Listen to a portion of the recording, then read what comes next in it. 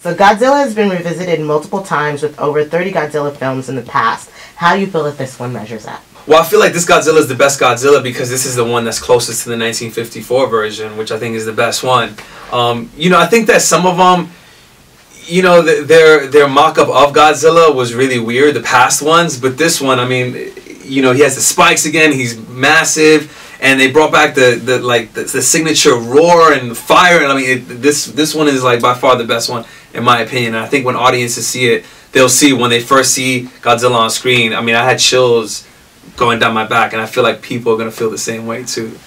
The director said one of the things that he loves about Godzilla is no matter where you go in the world, if you see a big lizard taking over a city, you know exactly who that is, that iconic image. Can you talk to me about sort of why we're so fascinated with that icon, with this icon? I think people are fascinated with Godzilla, or the Godzilla icon, just because of the enormity of like a huge lizard type beast. It's not even a monster, I call him a beast. And when you hear that roar, I mean, that's just something that I don't think any other creature or monster, any fictitious character we've ever seen has that sort of signature roar, or that whole thing that Godzilla does. And I'm super stoked about this one too because the past Godzillas, they look like lizards, and I think that this one looks like the creature that he is. So I think people are also fascinated by just that alone.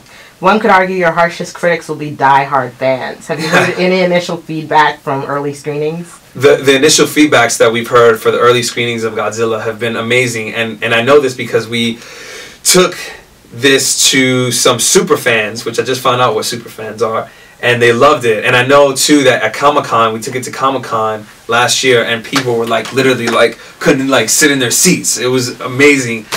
So far what I've seen has been great. What you read online, sometimes you read the haters might say X, Y, and Z, but I think overall it's been great, the feedback. How much of Godzilla was green screen? And give me one fun thing or awesome story from set. Almost all of Godzilla was green screen, and the cool thing that happened on set was it was the first time that I ever worked on a job where literally when I'm staring at something that isn't there, it's just a big, huge green screen.